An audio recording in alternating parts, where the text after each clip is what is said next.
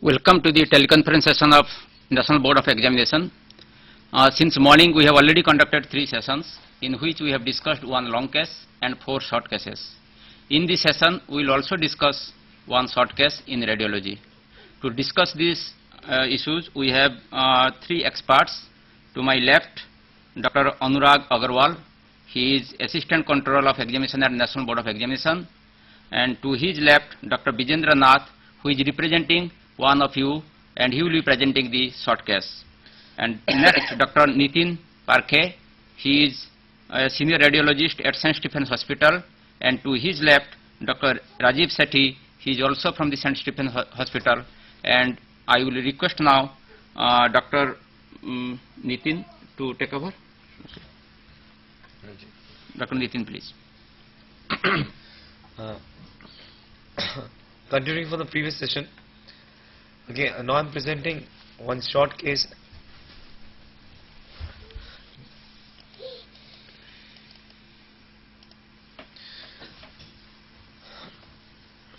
This was a 23 years old male patient who was referred from the ENT department and had a history of sinusitis with productive cough. This was skygrams which were given to us for reporting in the Department of Radiology. I like my Dr. Bijendra, can you just comment on this X-ray, please? This is a chest PA view. In this case, we are seeing the trachea is in central with bifurcation. The gross thing which we see is that there is complete rotation of the mediastinal structures. Like we are seeing the major part of the heart towards the right side. The aortic knuckle is also on the right side. So there is a right-sided aortic knuckle, then the pulmonary conus, and then the right sided there is a main contour of the heart. However, the lung fields appears grossly unremarkable except for few few opacities scattered here and there. The part of the diaphragm, the left dome of diaphragm is visual, but we are not seeing of any fundic shadow on the left side. But the fundic gas shadow is also not visible on the right side in this given skygram. The ribs and the skeletal structures are appearing grossly unremarkable. So the main thing which we are seeing in this given skygram is that there is rotation of the mediastinal structures. So there is a dextrocardia. The major part of the heart is looking towards the right side. But since the fundic gas shadow is not clearly visible, it's very difficult to comment where is the exact position of the stomach in this given skygram. The reason we have put up this X-ray is the importance of this is a red herring for all the radiologists is that you should always look at the 4 corners of the film. The 4 corners of the films, if you notice here, there's a right which is marked here. So that's the right side, and on the corollary we're finding that's the left heart border. So the importance here is, though this being the right position, the left heart border is here. So this is a classical case of dextrocardia. It is situs dextrocardia. That's the right hemidiaphragm. The left hemidiaphragm is seen here, which is low, that is right hemidiaphragm. The point which I am like to lay emphasis here is, if this marker is not there, then we could have say that this film is kept upside down in reverse order. This is left and this is right. But the point is, always pay attention to the marker which is given on the film. Whenever there is a doubt, you should always call for the technical staff who has taken the skygram, whether he has put the mark in the correct position or no. Because this marker is one of the clues whether this has been in a correct position, because the film may be turned in the reverse order and you may mistake a diagnosis of dextrocardia, though the patient may be having no dextrocardia but normal orthotopic position of the cardiovascular medicine cylinder. In this case, it was a dextrocardia, which is this is a situs dextrocardia. Alright. Now what else will we like to do? Sir, we would like to go for like since the patient was having a history of sinusitis and protective cough, and on this given X-rays, we are mainly seeing that there is a dextrocardia, but we would like to see more about the pulmonary pathologies in this case. You said there are infiltrative pasties. There are few here and there. infiltrative opacities seen here and there. Where are the infiltrative pasties? Like the infiltrative regions are seen in bilateral mid and lower zone region, more towards the left side. Towards the left side. So here. Yes, sir. Where? In the hilar, in the perihilar and the lower zone region, like where the cursor. What do you mean by infiltrative opacity? So the infiltrative opacities will guide towards the pathologies, like whether it is a infective pathologies. What do you mean by infiltrative pathology? What do you mean by infiltrative opacity? Whether no, in the lung parenchyma, you have, see, if you know an atypical well, you go very easy to pick out the pathology. In the lung parenchyma, what causes the lung parenchyma? The alveoli, the bronchi, the bronchial vessels, the interstitium, right? The sporting connective tissue framework network.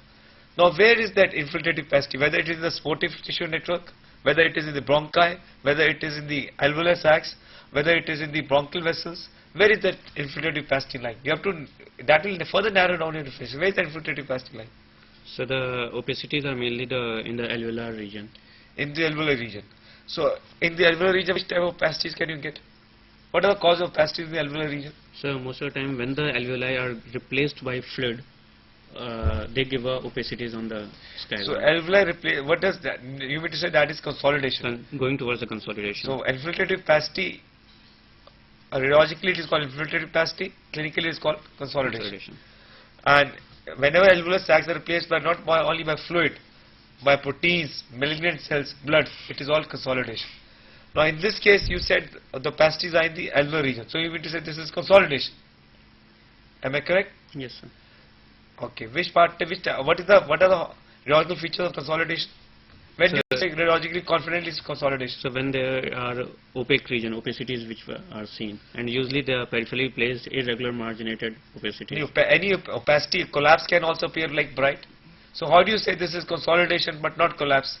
And whether it's opacity in the alveoli but not in presence this. of air bronchogram will help us to go towards the consolidation. Yes, so are you able to see any air bronchograms?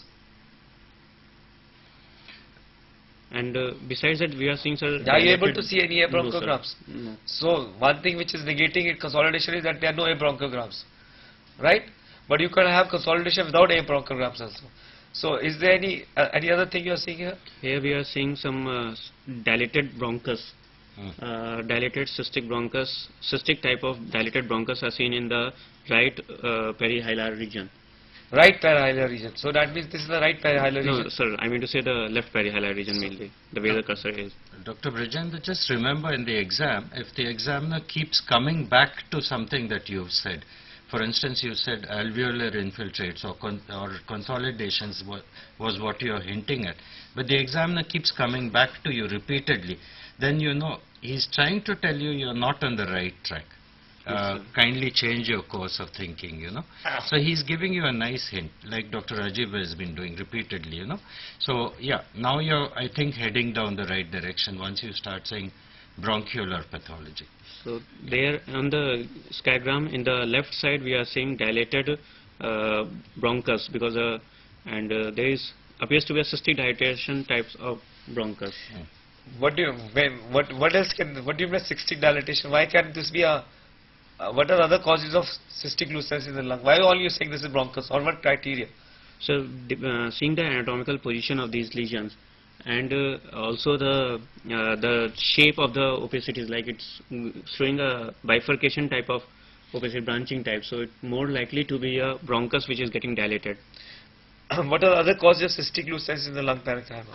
So the cystic lucency, like the lucency could be because of some bullae or bullae will appear like cystic lesions in the lung parenchyma. If those lesions get fluid filled, that will come as a homogeneous opacities rather than a lucency. Anything else? Any other conditions which can cause cystic lucencies?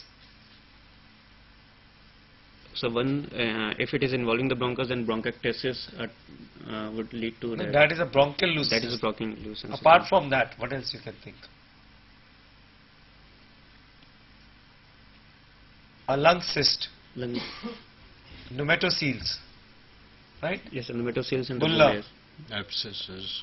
Alright, they all can compare as cyst. A cavity itself can appear as Cavity cystic can appear as a lucency. cyst, yes, sir. Now, comparing whether it is a cavity or a bronchus, dilated bronchus, or whether it is a pneumatocoel or bulla, on this diagrams, can you say out of all of these four, which hedges towards more probable more probability? It's going more towards dilatation of the bronchi. Reason for that is? So one, the anatomical location and the division pattern which is showing. Anatomical location and the division pattern. What else you like to do next? So next will be the CT scan to see the bronchostasis and also the pulmonary parenchyma. Yeah. So this is the pulmonary window of the cross-section imaging, that's the CT scan, which has been taken at the level of the mid part of the heart. In this given scagram, we are seeing that the main shadow of the heart is towards the right side. Also going towards that is about the heart shadow, but on the pulmonary window, we are if we comment about the pulmonary structures, there we are seeing ring-shaped dilated regions in both the right and the left side region. This dilatation appears to be the bronchus, dilated bronchus, which are seen in the paracardiac region and also in the posterior part, mainly on the left side paracardiac region and on the right side in the peripheral region. The distal part of the lung parenchyma appears grossly unremarkable.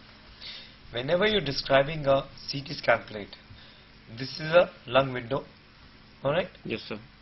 Now, this at which level? Arbitrarily at the level of the cardiac. Yes, sir. Now, whatever buts the cardiac margin has to be generally the middle lobe. Alright? Now this could part of the upper and this is part of the middle lobe and the lingual segment and the low lobe. You are finding, whenever you find a lesion, how do you describe a lesion? It is solid, cystic. What are the interlesional contents? Does it have any walls? What is the relationship with joining vessels? Right? So if you see here, you are finding cystic lucency in the bilateral lung fields. Symmetrical or asymmetrical? They are asymmetrical, predominantly more so in the left pericardic margin and on the right and the basal zone on the right side.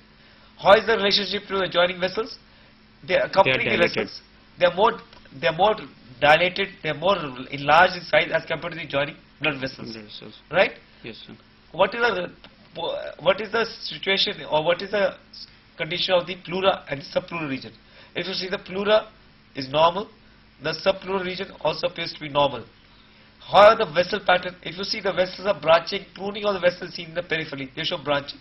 So here you are saying that it is not a peripheral opacity, not a subpleural opacity, not a peripheral but a central opacity which shows cystic lucencies with thick wall accompanied with adjoining blood vessel. So what are the structure which lie adjoining the blood vessel? Is mainly the bronchus. Yeah. So see how you narrow down. If you know your normal anatomy, it becomes very easy to pick up a pathology. So if you know that normally vessels are completed with bronchi on end-on, so on end-on, normally the bronchi and the vessels appear to be of the similar size. But if either one of them is enlarged, that means the pathology is lying in that entity. Here, the bronchus bronchi are is enlarged. So it's a bronchial pathology rather than a vascular pathology. Alright? Yes, so in sir. this case, it is a... Dilated bronchus. So what is the diagnosis now?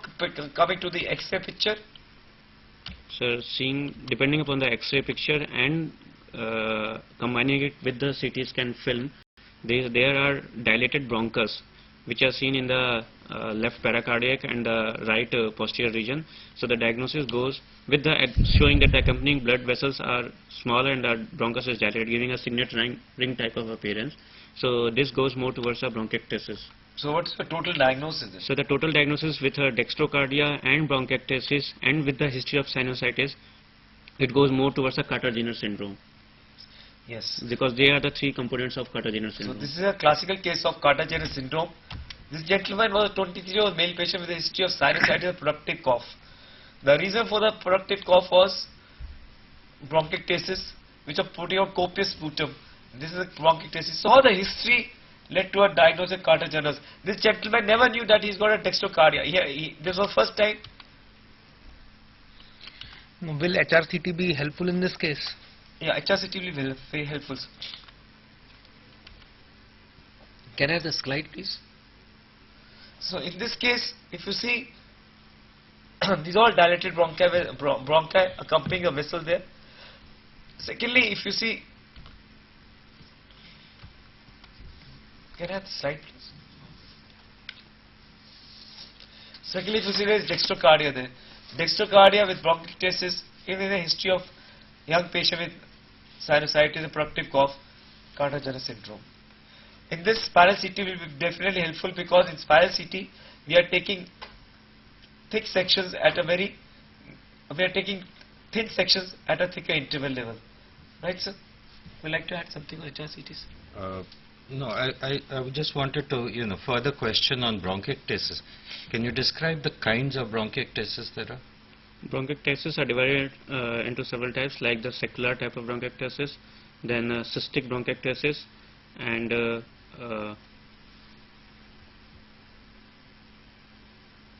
Tubular? and a tubular type of bronchiectasis. Okay. Which one did we see just now on that slide? So this is more like a cystic Can I type have of a bronchiectasis. Now, if you see the branching pattern, it's tubular. No, see that one which is branching on the just right to the cursor. Yes, You know, sir. This those- has yeah, got a Yeah, these are tubular bronchiectasis. in but cut cut section- and cross section. yes, on That's cross why they look a little. Yeah, but thick wall tubular bronchiectasis. So bilateral thick wall. Yeah. Bunch of great Good. appearance. Hmm. Now we'll proceed to the second case, short case. Dr. Aruna, would you like to add anything else, please? No, not in this case. Yeah, so before you go to the second case, can you just summarize for the benefit of the students so that they can recap? In nutshell, Yeah. what I want to say is, in nutshell,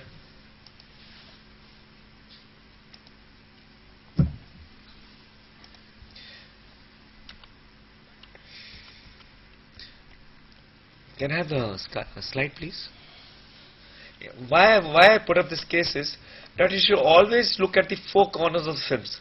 The importance of looking at the four corners of film is you can easily help you make a diagnosis of situs inversus, dextrocardia. If you look here the right and the cardiac margin on the right, so this was a dextrocardia.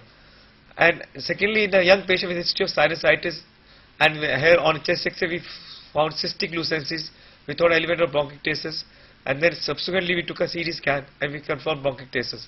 We want to just highlight why this case was taken, to highlight that you can have a dextrocardia. In the importance is you should always look at the four corners of the markers of the film.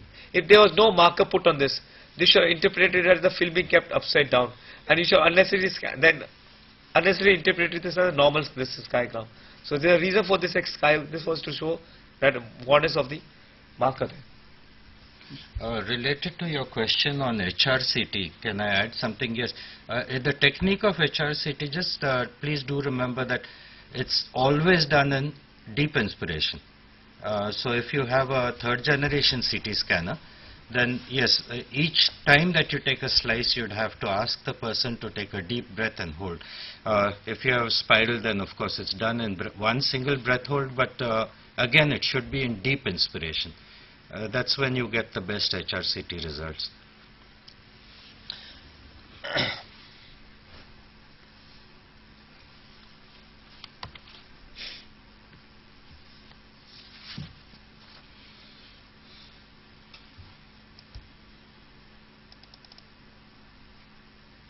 Okay, before we present the second case, I will request the students, if they have any question, they can fax the questions or they can ask the questions so that the experts will be very happy to answer them.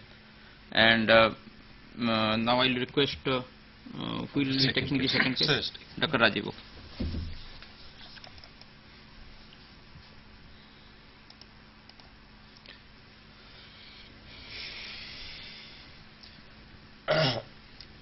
This patient was referred to us.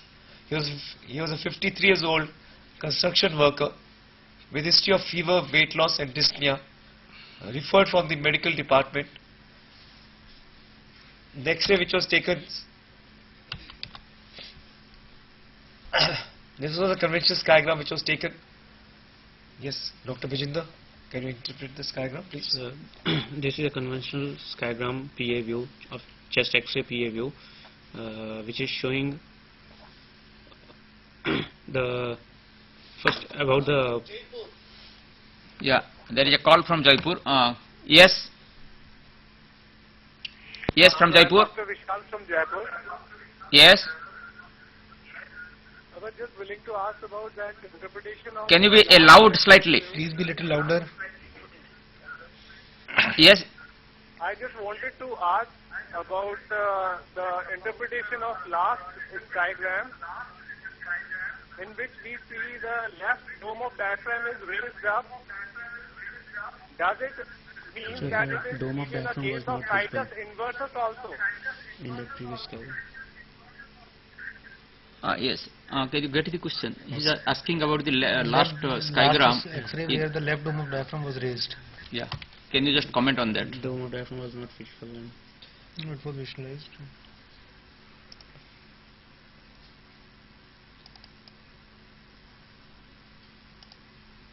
Yes.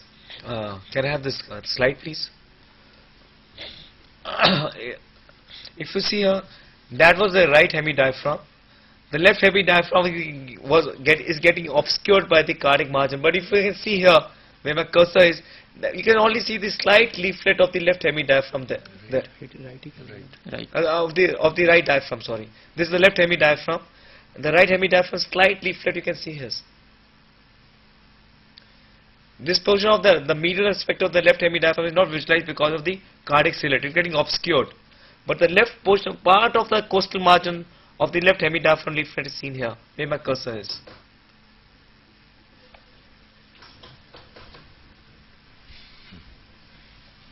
Okay, I think we can proceed. Unless there is, if there is any doubt from Jaipur, you can ask the questions again, so that we can go back to the question. Otherwise, I will request Dr. Rajiv, you can continue with the case.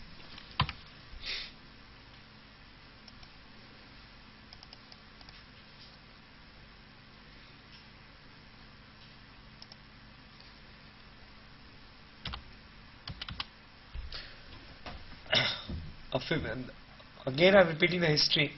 This is a 53 years old construction worker with history of fever, weight loss and dyspnea. In this given conventional chest X-ray PA view, we are seeing that there is a homogeneous haze seen on the left part of the hemithorax. There is a homogeneous haze through which giving a ground glass type of opacity. But through this haze, we can see that the cardiac margins can be seen, like the aortic knuckle, and part of the left border of the heart can be seen. On the right hemithorax, there is a opacity, fibro-infiltrative type of opacity involving mainly the lower zone on the right side, just below the horizontal fissure. And there are few opacities, scattered opacities seen in the upper part of the right upper zone also. The remaining, the right dome of diaphragm is clearly visualized, however the left dome is not clearly seen. The CP angles are not properly visualized, like the lower right CP angle is not seen in this given skygram. However, the lung, the rib cage seen appears to be normal, more clearly evident on the right side. That clavicles and the other skeletal region appears normal. Now, can I have this skygram, please?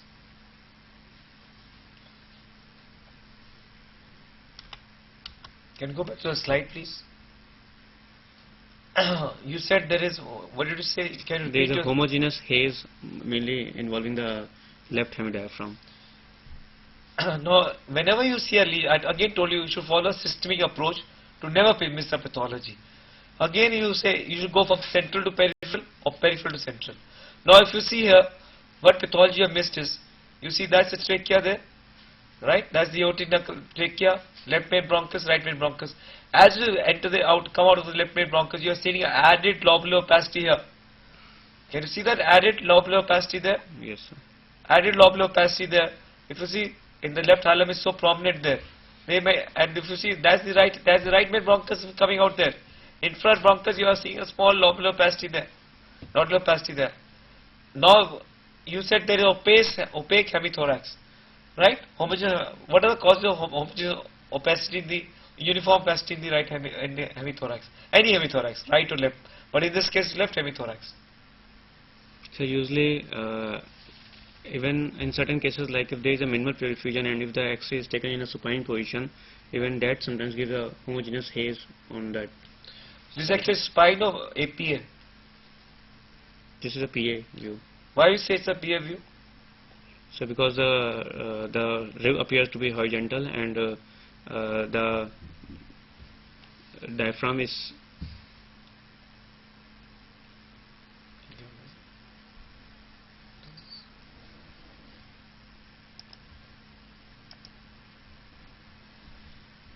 Yes, can I have the slide, please? Slide, please. Yes. Why you say this is a PA view? so in this case like we have already discussed the clavicle is appear to be vertical, the ribs are horizontally placed, the scapula is not overlying the lung shadow. Clavicles are not vertical, they are medially or slanting, medially oriented. If it's the medial end of the clavicle is slanting, that's one of the features of PA view. Scapular outside the lung fields, Outside the lung fields in this case. right? Yes, sir. Continue ahead. What else are the causes of this thing, opaque hemithorax?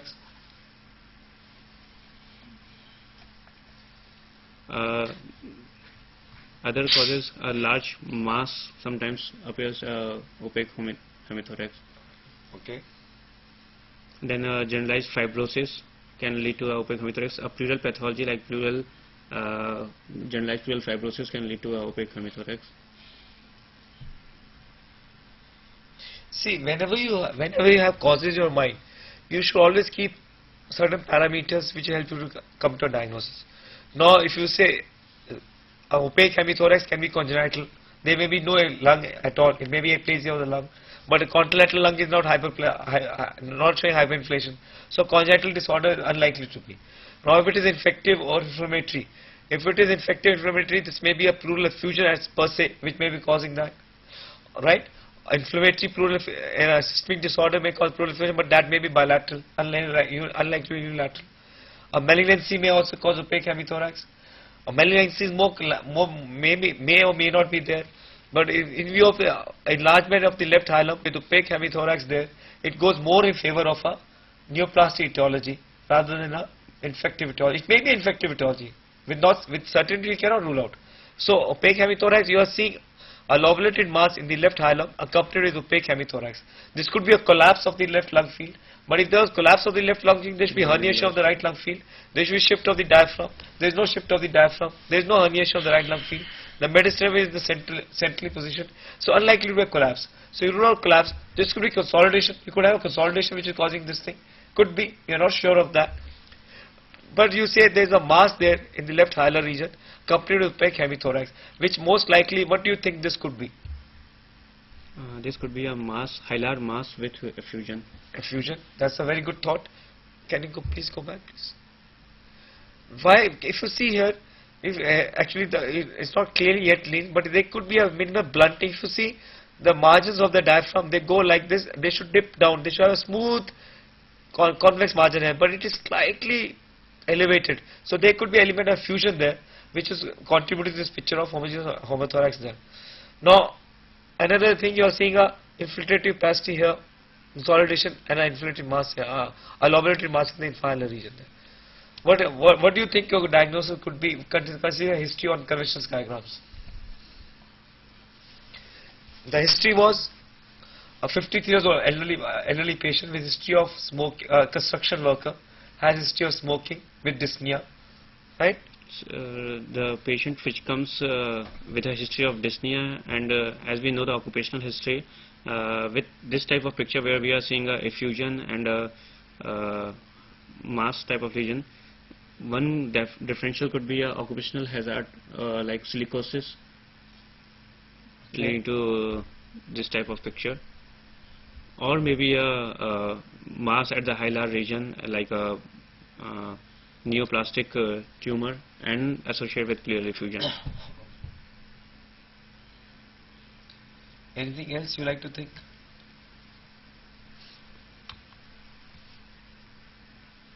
It could be an infective pathology with fusion and a lymph node presenting as a hilar mass. This could be a lymph node presenting as a hilar mass. It could be infective pathology also, right? Right. So what else you like to do next? Next with the CT scan.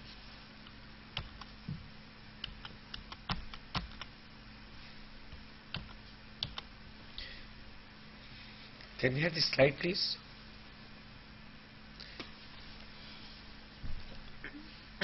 This is a cross-sectional CT scan image.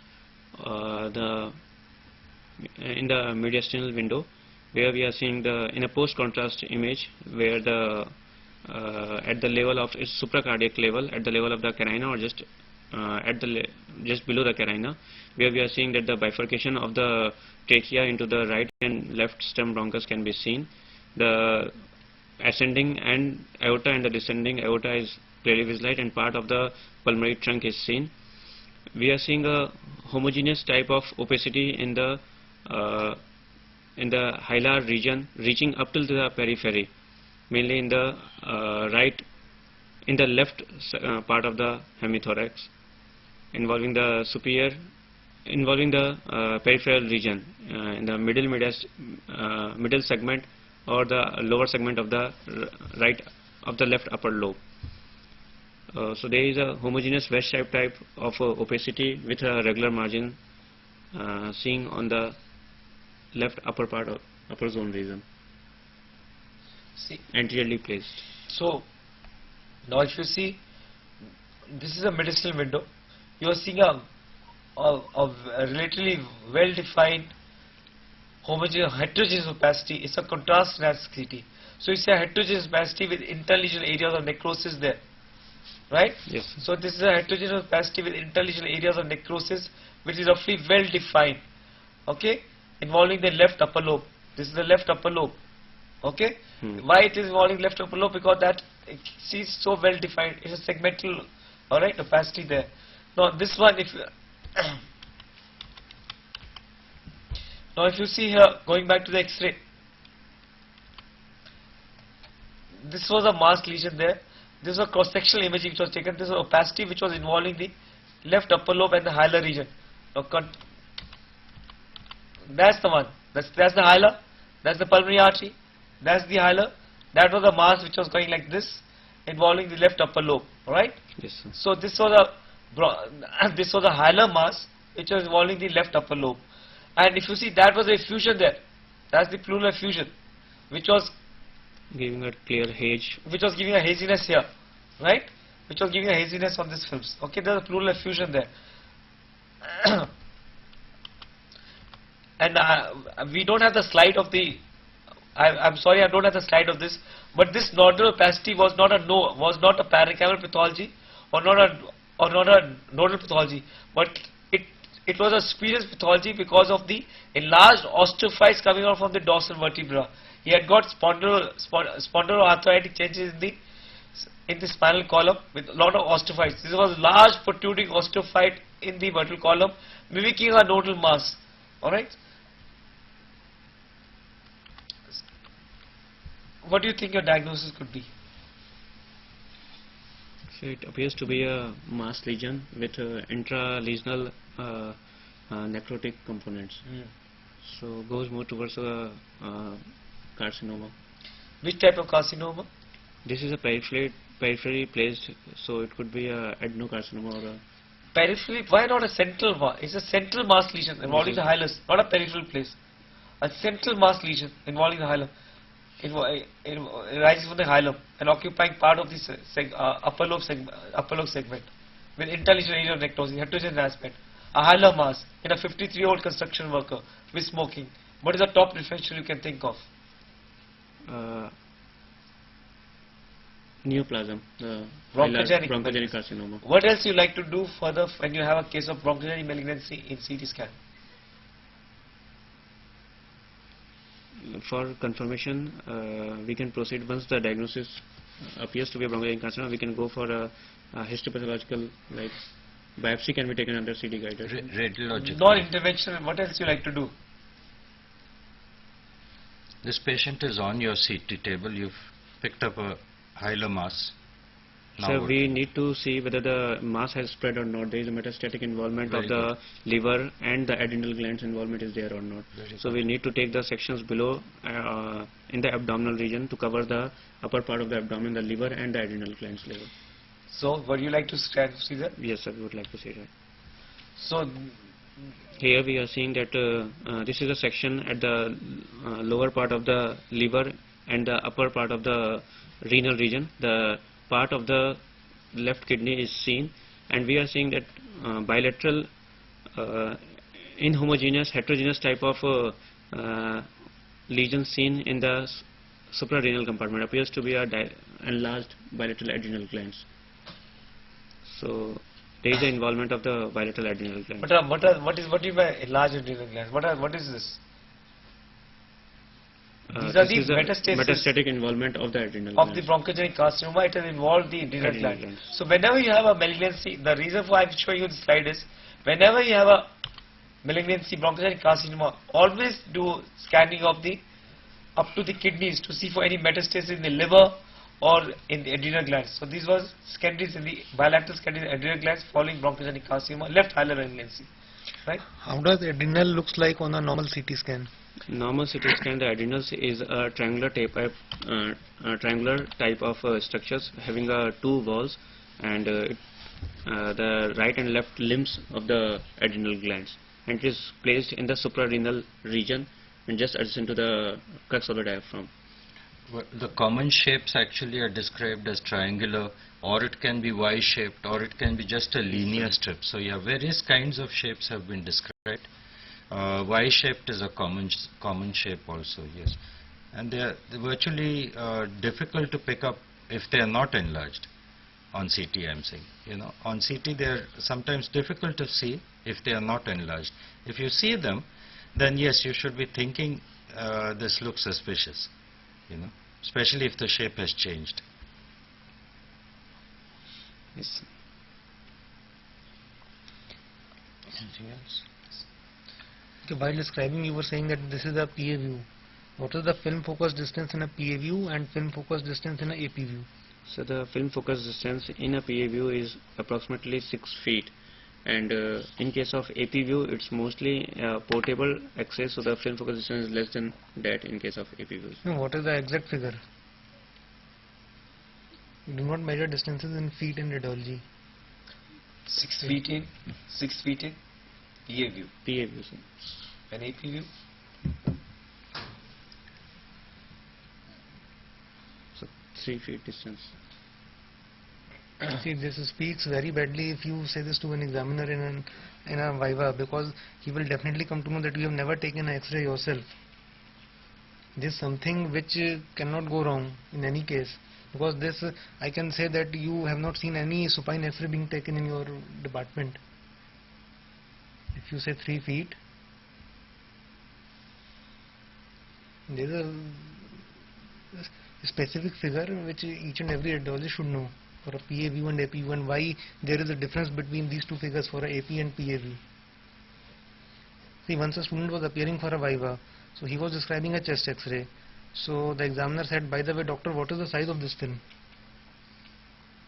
And that person said it is 14-17, whereas it was 15-12. Now this also speaks very badly of the candidate. You are not telling the size of the film correctly. See, if any question which is unrelated to your case is asked to you, you should not get troubled. Wait for a moment, think for a minute, and then answer, rather than giving a wrong answer. It is better to say that I do not know, rather than saying that it is 3 feet or it is a 14-17 film instead of 15-12 film. Because then your entire viva will shift on these aspects. वो आपको ये भी नहीं पता, you do not know this, you don't seem to have worked in your radiology department, where are you from, all these things start coming up. And this is a practical thing which we have seen. You do not answer basic questions. For example, a student was asked, where is the TLD badged wear? Where does a radiologist wear a TLD badge while doing fluoroscopy? So that person said, in front of the apron, lead apron. It should be behind the. It should be banned. Now, if a radiologist says that I wear TLD badge in front of my lead apron, this means that either he does not have a TLD badge for himself or he has never done a fluoroscopy.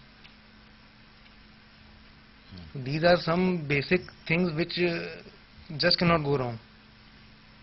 Just like you said, it is 3 feet for spine X-ray. Yeah, Dr. Anurag, can you summarize this, because we have only 2-3 minutes, and then we will summarize the case also. Your question that what is the difference between PA and AP view, if you could See, summarize the in answer PA again. view the distance is 180 centimeter, while for a AP view it is 100 centimeters. And as far as this case discussion goes on, the pattern and approach remains the same, whether it is a case from neurological side, whether it is a case from chest, or whether it is a case from abdominal system. The basic principle is be confident, be bold, and speak only what you know. Don't commit on things which you are not sure about, rather than say I do not know or ask for hints or guides, rather than saying things which can lead to you in trouble. Because the moment you say things like this, all the credit which you received for answering so well for the last few minutes, it disappears. It all goes into a waste. So my point is that be confident, be sure, and do not be afraid of the examiners and the exam. Yeah, I think these are the practical tips that Dr. Anurag is giving. So for the students while appearing in the exam, these points they should keep. Dr. Nitin, will you in a minute just summarize what, because we will be closing Yeah, it I now. think through all the 4 sessions that we've done today, I think our emphasis has been, do concentrate on a very good history. It virtually almost always gives you a diagnosis. Yeah, there is again a call from Jaipur. Yes, Jaipur, please quickly tell your question. Sir, I'm Dr. Vishal from Jaipur, sir. Yes, Dr. Vishal. I would like to ask Dr. Anurag, sir, that can we have regular sessions of radiology like this? See, Because the point is, normally this we is don't get much of the teaching. In academics, we don't have that much. So, Okay. can we the- have these sessions regularly, sir? Because we have only 1 minute left, I think Dr. Anurag, can you the take over? academic Yeah. teaching should be done at your institute, Hello. and the infrastructure should be Hello. developed so that you can Yes, learn yes. from there. This is KK Gautam calling from Jaipur. Well, I would like to express hearty compliments, to all the panelists on the days, because the doctors, who are attending, participating in this teleconferencing session today, they are very appreciative of the content, which is being given to them here, and we are getting excellent, feedback about these teleconferencing sessions. So Okay, for thank you, Dr. Vishal. We are not able to give much time because we are closing this session.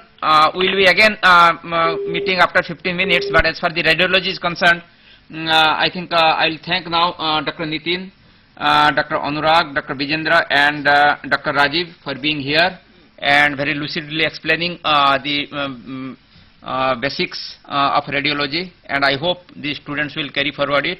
And while giving the exams, please take care of the basic tips that our experts have given.